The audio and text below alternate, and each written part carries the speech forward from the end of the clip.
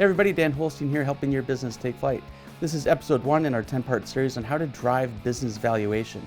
I'll be sharing strategies with you in this series on how to build the value of your business.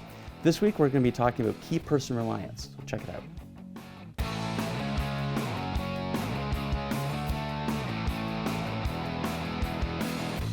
So what is Key Person Reliance? And why does it diminish the value of your business? Well, Key Person Reliance is quite simple. It's when any one individual in the organization is relied upon too heavily. They're too important, in other words. And if something were to happen to them, the business would run into trouble.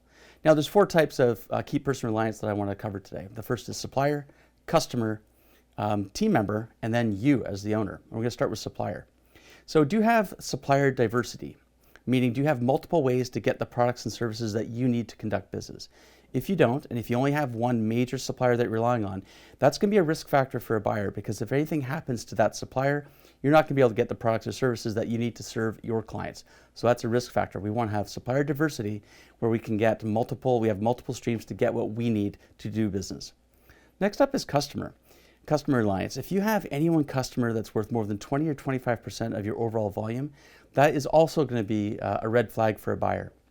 It's going to diminish the business value, because if that customer went away, all of a sudden 25% of your revenue and maybe even a higher percentage of your profits are going to be gone. So we want to make sure that we have enough clients, that they're differentiated enough that we don't rely on any one client or customer so heavily. Okay, we want to make sure that we keep that ratio below 25% for our biggest client.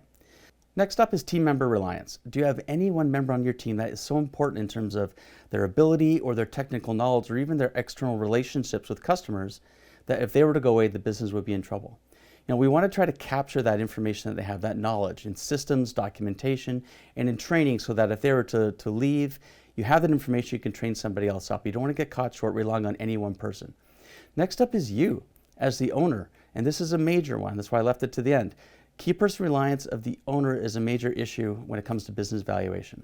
Think about this from the buyer's perspective. They want to buy a business that's going to be an asset that's going to give them a return. They don't want to buy a job. Now, if you want to get out of your business when you sell it, the business has got to be able to run without you. And this is probably the biggest challenge, because if you're the founder, you've grown up in the business being the person that's got all the answers, owning the relationships, and generally being the smartest person in the room. So I want you to think about this. The more important you are to the business, the less the business is going to be valued. So you need to start driving down execution and accountability and leadership in the business, so that you become more of the ambassador or the chairman, the person behind the scenes that's making sure that things are happening, but that you've got a team in place that can execute and grow the business without your day-to-day direction. Now, it's a bit of a tall order, but it can be done, and it's necessary to get maximum valuation at time of sale. So we've covered a lot in a short time. If you have any questions about Key Person Reliance in your business, I'm happy to have a chat with you. Just reach out. If you're seeing this on LinkedIn, make sure to connect with me. If this is on YouTube, hit subscribe and hit the notification bell so you can get upcoming episodes in our Driving Value series. Catch you next time.